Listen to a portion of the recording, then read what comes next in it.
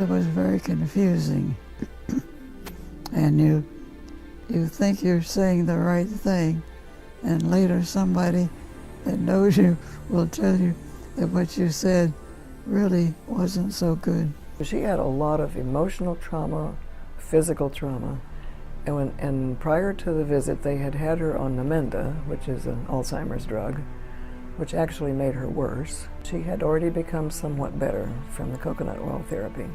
I could create the symptoms that a person would experience with moderate Alzheimer's disease. I could go out and get lost in familiar areas. So I wondered if it could be something in my diet.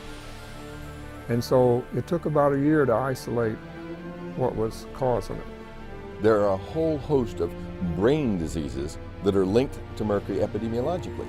Alzheimer's, Parkinson's, ALS, MS, autism, and acrodynia are all brain diseases, and that they're all linked to mercury. I went over to the store and I had a double dip of frozen custard because I wanted to see how that compared with regular ice cream. The reason that it affected me was because the frozen custard contains ethyl vanillin, which is distilled from eugenol.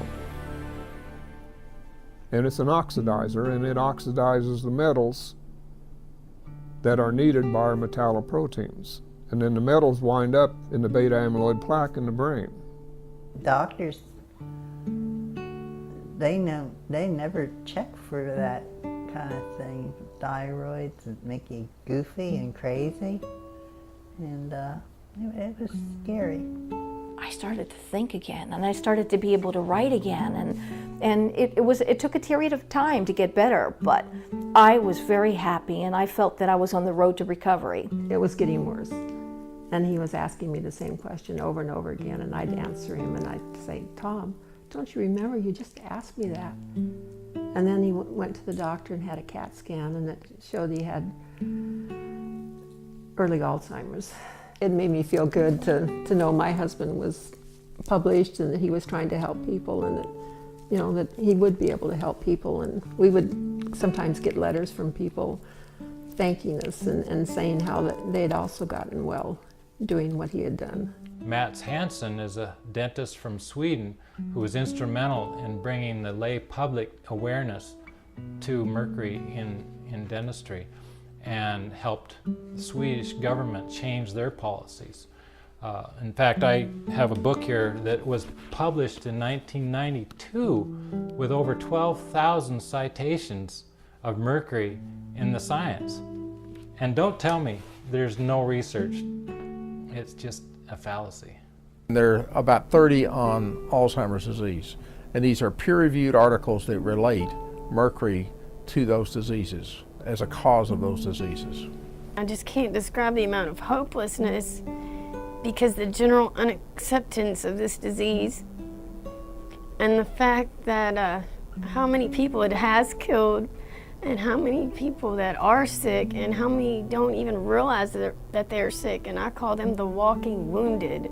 This time I became a 13-year-old high school student, and I did not know my wife again. This time I retrograded 48 years of my life. My entire adult life had been eradicated. I said, I don't care what any of you guys say. That was a drug reaction, and it was due to my Lipitor, and this is what triggered my research into the statin drug use. Nobody disagrees with the biochemistry being abnormal. And when we find what would mimic this, what would cause this, and we went through all the metals, and what we found was that mercury and only mercury would do it. And this has been confirmed by a group in Canada at the University of Calgary that if you take neurons in culture, mercury and only mercury will cause the formation of the neurofibrillary tangles. I had no mind. I couldn't process anything, and my retention was 1.5 seconds. Disability was given to me within 2 hours. The assessment was made. I failed every test, and my IQ was 57. I was mildly retarded. I think the scientific evidence, both of a molecular nature as well as a epidemiologic and a clinical nature, all comes together to indicate and support the importance of reducing mercury exposure, and part of that from amalgams in order to decrease the risk of Alzheimer's. What they found in 2005 and 6 was that 30% of American women had detectable levels of inorganic mercury in their blood. Now you have to understand there should be none. So we have a concern that for some reason mercury is building up in the bodies of Americans.